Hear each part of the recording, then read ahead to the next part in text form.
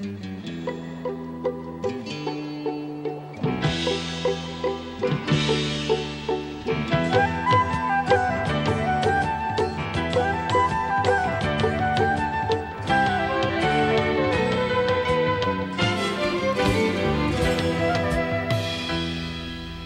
you for joining us. In our continuing series featuring outstanding people and places, our guest today is Oscar Goodman, the dynamic former mayor of Las Vegas and former attorney for the mob. He was mayor for 12 years until term limits forced him to step down, and his wife Carolyn Goodman decided to run, and she is now the mayor of this exciting city. At a time when some residents and business leaders wanted to downplay Las Vegas's past, Oscar Goodman embraced it, and to this day, he promotes Las Vegas as the entertainment capital of the world. He will join us following these messages. Life Extension Foundation was established in 1977 and is now the world's largest consumer-based anti-aging organization. Life-saving achievements taken for granted today were pioneered by Life Extension Foundation decades ago. Life Extension is currently funding $10 million a year in research on significantly extending a healthy human lifespan. Diseases that once plagued humanity have largely been eradicated by scientific innovation. 3 leading causes of death in 1900 are no longer leading killers today.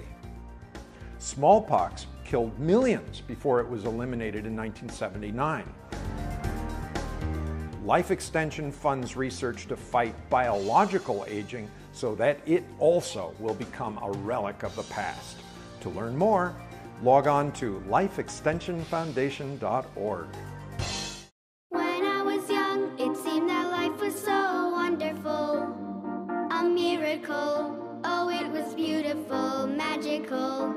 And then they showed me a world where I could be so dependable. Oh, intellectual, cynical. Find magic again. Sprout by HP. With Intel RealSense technology inside, now you can bend the rules of creativity outside.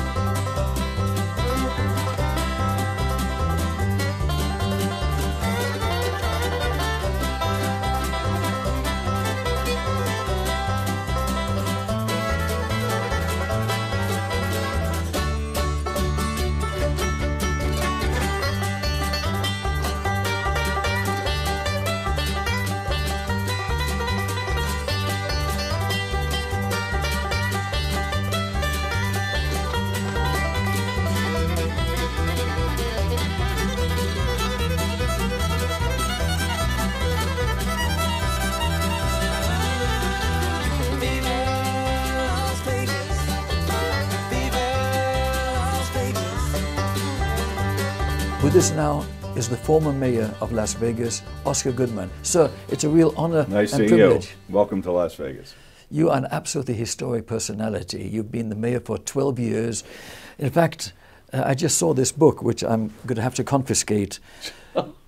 Being Oscar, from mob lawyer to mayor of Las Vegas, only in America. Well, mazel tov, it's fantastic. No, this was my memoir. After I finished my term as the mayor, I sat down and I wrote the book. It just took me a little bit of time to do it because they're all true stories, and I had practiced criminal law representing alleged mobsters for 35 years before I ran for the mayor. I was the mayor for 12 years and sat down in my new capacity. I'm the chairman of a host committee for the Las Vegas Convention Authority and had some spare time to do it, and it's been well received.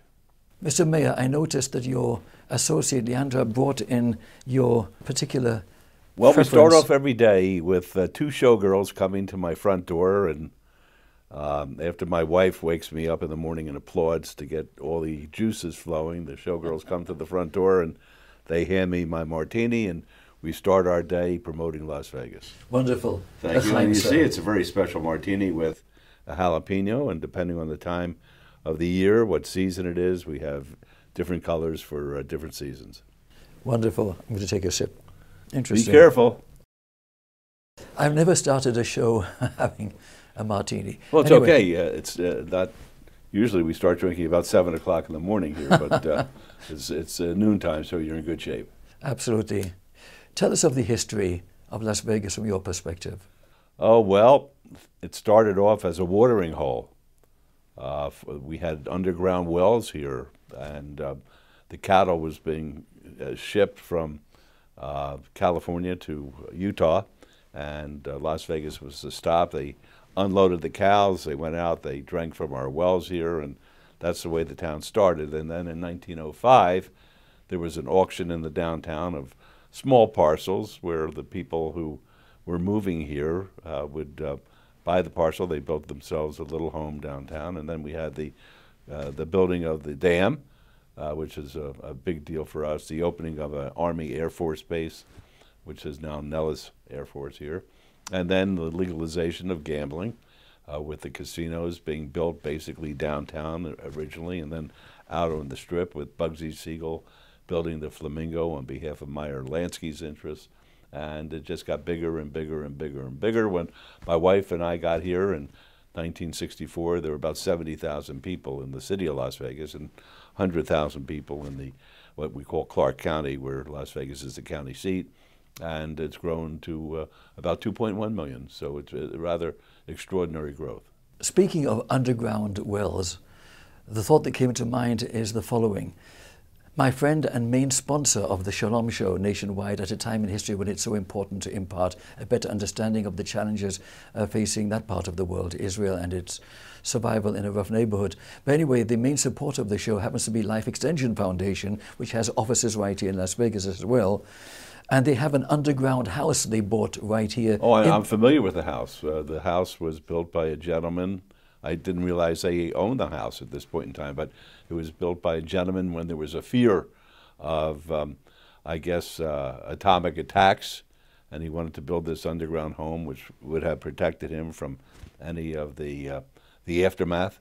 And it's quite a place. It's a very interesting home.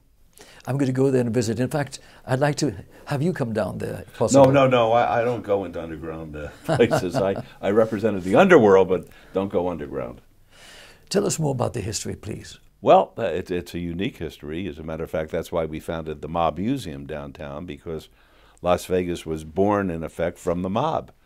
It was what was called an open city. In other words, the reputed organized crime people around the country weren't able to stake Las Vegas as their own, but rather they said whoever would come in there wouldn't be bothered as long as everybody was able to move about freely, and they own these hotels through hidden ownership. In effect, it's very interesting. Most of the ownership was by Italian gentlemen who lived throughout the Midwest in particular and the East Coast, and they had Jewish fellows who were the front people who the public felt had owned the hotels and were running the hotels, and when in fact they were acting as straw people on behalf of the real owners. Fascinating.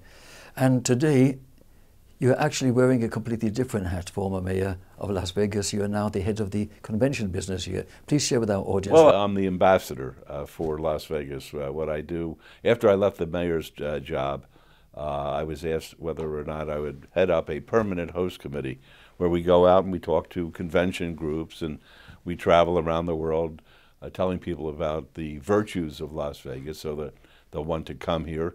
because our job is to put heads in beds, as we say. We have 155,000 hotel rooms that we have to fill for the community to thrive as the way it's been thriving, to have the growth that we've had and experienced and want to continue to experience. So that's basically what I do. I talk about, it's an easy sell because Las Vegas is a great place to be, but I sell Las Vegas every day. And I live the brand, and that's the reason I have my showgirls, and that's the reason that I drink my Bombay Sapphire. Such a lovely, exciting, electric city. I'm inclined to want to move here myself. Well, anybody who doesn't want to move here, and of course you're here at a very unusual time, even though it gets hot. We who live here are used to the heat. My 4 children, they grew up in the heat, and they would play sports outdoors and not even break a sweat. But this is extremely hot, but it's hot all over the Southwest. I heard just recently that the planes that are taking off from Phoenix, which is basically just down the road for all intents and purposes, they're not taking off because it's so hot today. Interesting. And so much art and culture, entertainment. We saw a show the other day, absolutely phenomenal. Which one? We saw Mystere, world class, everything. Well, the Cirque shows are really very special. We have, I'd say, about 5 or 6, maybe even more in town. And each one is more extraordinary than the next. They have a wonderful show called Love, which is based on the Beatles, but with the Cirque actors, and Michael Jackson, a show about him. It's pretty extraordinary. But there are 2 types of shows, really. They have the extravaganzas, the galas, like the Cirques, and then they have the individual performers. All the great performers in the world come to Las Vegas to perform. This is the entertainment capital of the world. What are the challenges you face with regard to the convention business and your plans for the future? I face no challenges because, as I say, it's a very easy sell. When people get a taste of Las Vegas, they love it. It's fascinating. When you go to the airport and you see people coming into Las Vegas, they're smiling as they get off the plane because they know they're going to have a good time. And even if they lose a little bit of money here or spend a little bit of money here, when they get back on the plane, they tell everybody they had a great time, and they're still smiling wherever they land. But I will tell you this, that I heard you met with my wife, and you'll probably have her either on this segment or another segment. Beautiful woman, bright woman, and she made history in the United States, as did I. We're the only couple where the spouse swore in a spouse to succeed them as a mayor. Phenomenal, all that occurs here in Las Vegas. Mr. Mayor, a real pleasure and privilege. A pleasure having you here, and do you want me to autograph this to you? Oh, absolutely. Yeah, this is being essential. Oscar, from mob lawyer to mayor of Las Vegas. You can see, there's the brand. I have my 2 beautiful showgirls, got my martini in hand. Gets no better than that. No better. Mr. Mayor, a real privilege and honor. Thank you so very much. Great having you here. Thank you, sir. It's a lot of fun. I'll be right back.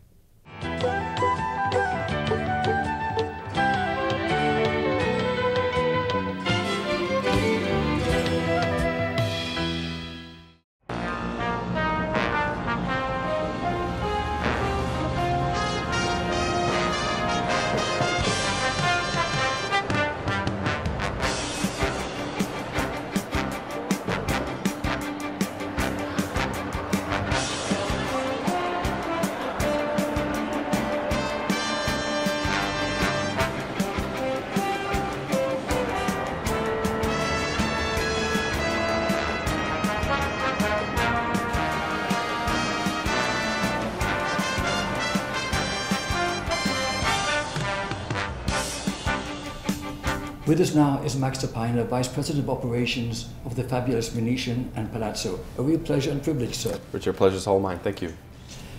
When I first visited the Venetian many years ago, and I was speaking with Sheldon Adelson and Miriam, he told me of his inspirations in creating this masterpiece of hospitality. Tell us more, please. Yes, our founder and still chairman, Sheldon Adelson, had an incredible vision in which he wanted to bring some of the charm of Venice to Las Vegas and combine it with all the entertainment and all the beautiful restaurants and hotel offerings here in the city. And here we are many, many years later, and he truly has created something incredible. We are the largest contiguous hotel operation in the world, meaning we have the most hotel rooms under one roof with 7,100 suites. To put that into perspective, if you were to stay in every single room for one night, it would take you a bit over 19 years to re-emerge from our building. So we truly are a very, very unique property. I would take you up on that, and Good. I will spend 19 years. We took a walk through the amazing venues here, the restaurants, the canals. It's incredible. Tell us more about the artwork.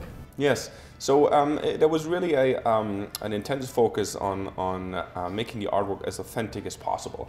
And so when you walk through the Grand Canal and you see the gondolas in the Grand Canal, and you hear the gondolieri serenade his passengers, it truly puts you in the city of Venice. And then you re-emerge and you find out that you have incredible dining options right in front of you. But we did want to reassemble Venice as much as we could. And I hope you agree that when you check in at the front desk and you see the ceiling and the gold sphere and the Palazzo lobby, it truly is a remarkable design efforts that were put in place here.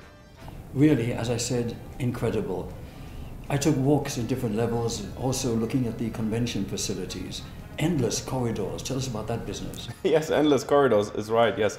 So as a destination, we welcome more than 42 million tourists into our destination, and more than 6 million convention guests. And Mr. Adelson was a true visionary, realizing that is the future of our city, and that continues to grow and grow and grow. And as such, we have the ability to host upwards of 10,000 attendees for breakfast, for lunch and dinner, as well as for meetings, and host a mere property with the hotel as well. And that again is a very unique placement, and the convention guests have really become the foundation of the economic health of our city. Tell us more about Las Vegas with regard to it being a fabulous tourist destination. Yes. So I myself have lived all over the world. I've lived in Berlin, London, New York, Washington, D.C., and I've lived here in Vegas now for 9 years. And I'm a true fan, I'm a true believer. As mentioned, the city is extremely vibrant. It remains the entertainment capital of the world. But now it also is a destination where business gets done. The largest conventions in the world are held in Las Vegas. The largest companies in the world come to Las Vegas to do business. I think that's testament to the evolution of our destination. And all of that was achieved in the absence of professional sporting. And so now with the arrival of a hockey team and an NFL team, we believe that we have much brighter days ahead of us. And again, currently the city is forecasted to grow at 4 to 5%, which puts us in the top 5 percentile in the United States. And as such, we truly believe in the brighter days ahead for our city. One of the unique things I notice is the suites have a kind of a multi-level, and that is actually throughout the entire property. Is that so? Yes, it is. And again, that was a vision of Mr. Adelson, to have every single room as a true suite. And as such, we offer 7,100 suites. And from a guest standpoint, that offers a lot of comfort, because you have the ability to entertain in your living room, and you still have plenty of space in the bedroom, and you have a large bathroom. And that really positions us very uniquely in this marketplace. And in the United States, the average room is probably around 350 to 375 square feet. Our average room here is 800 square feet, so double the size than the average room you would find anywhere else in the States. Max, how does Las Vegas continue to evolve? And tell us more about the experience for your guests. Yes. Just that there's so many restaurants and stores. You can just stay in your hotel and never go outside.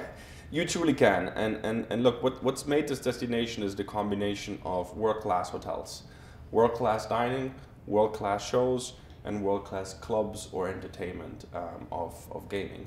And we want to continue to be the best in class in that. And so what does that require? Well, by the end of this year, we will have renovated every single suite in the building. So every single one of our 7,100 suites will have been fully renovated. We recently launched 3 new restaurants and a new bar. And we also launched a number of new shows. And so when you look back 3 years ago, our property is entirely different than what it was 3 or 4 years ago.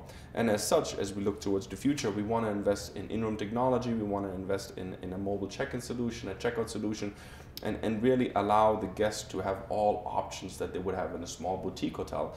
And as such, provide all the entertainment options, and all the unique experiences you would have in a small hotel, but do it on a much larger scale. And as such, yes, you can stay here for 7, 8, 9, 10 days and not leave the property and be fully entertained and fully engaged. Absolutely. In a totally secure environment, I notice as well. Yes.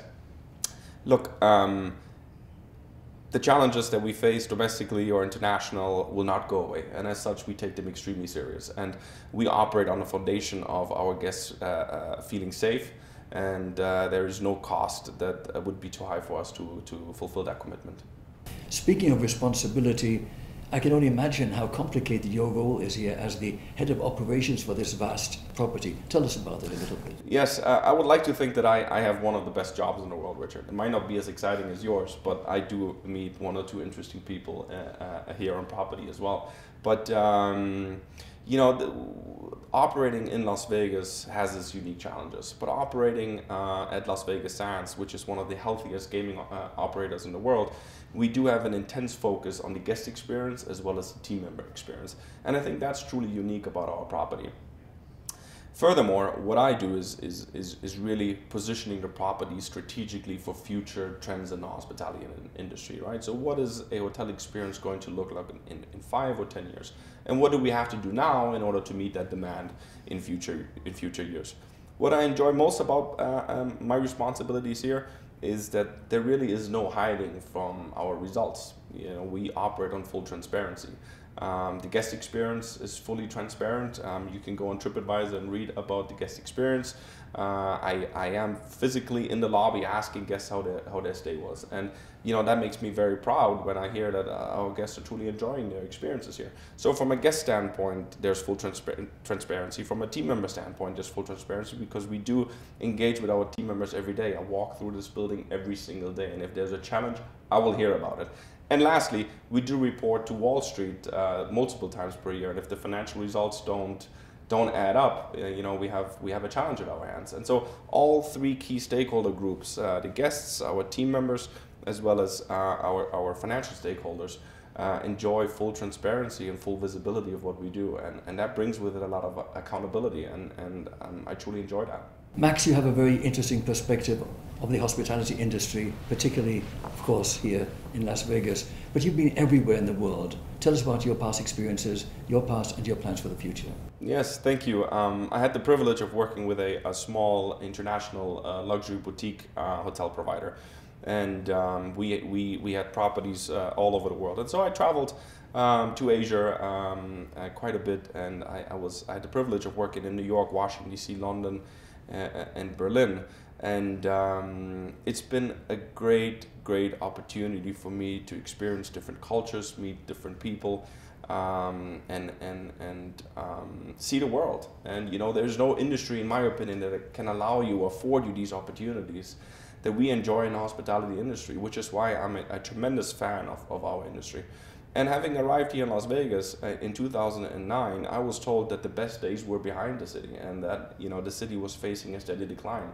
Well, here we are in 2017, and this city has never done better. We've never seen better occupancies. We've never seen greater interest in our destination. We've never seen greater convention business here in our destination. And again, with the arrival of professional sports, you know, this destination has incredible opportunities ahead of it, and I'm very blessed to be part of it here at the Venetian and the Palazzo, which in my opinion is the best in class.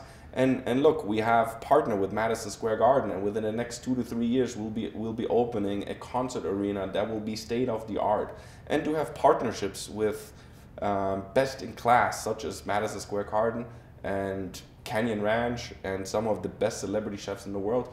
There's only one place in the world that can afford you those opportunities, and that is Las Vegas.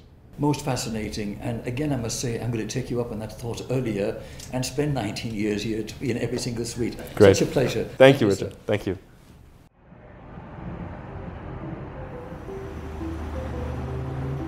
When people come here to Las Vegas to get lucky, to party, to wear their fancy sparkly stuff, to me that is not the real Las Vegas. To me, this is the real Las Vegas. They don't realize how many resources we actually have. The desert is alive here.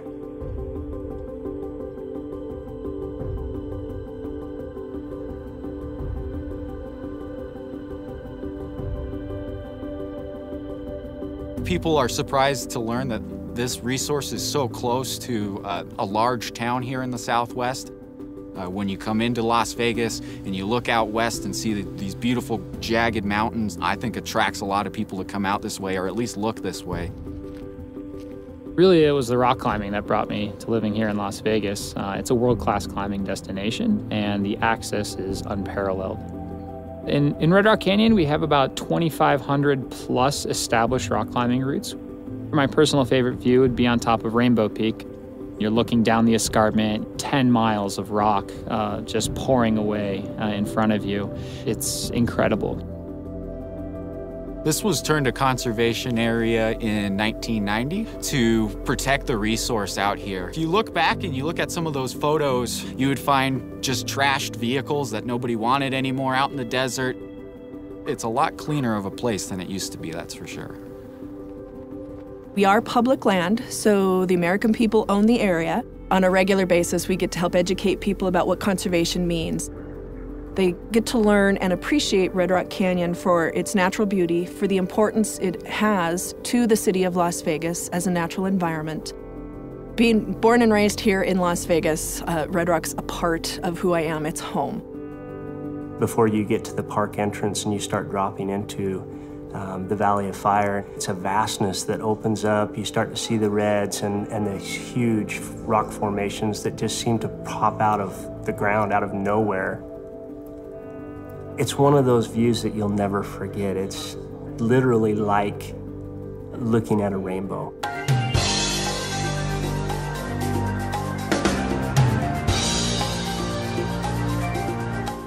I'm Bill Falloon, co-founder of the Life Extension Foundation. We're the world's largest anti-aging consumer medical group.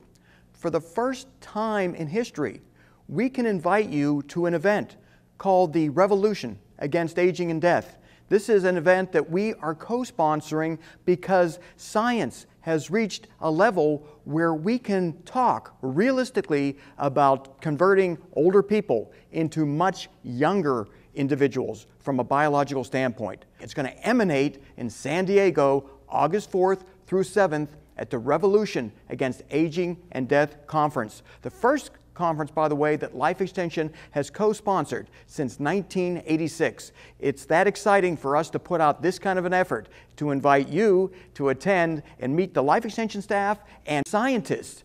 I encourage you to log on to radfest.com, enroll, and spend the most exciting weekend of your life.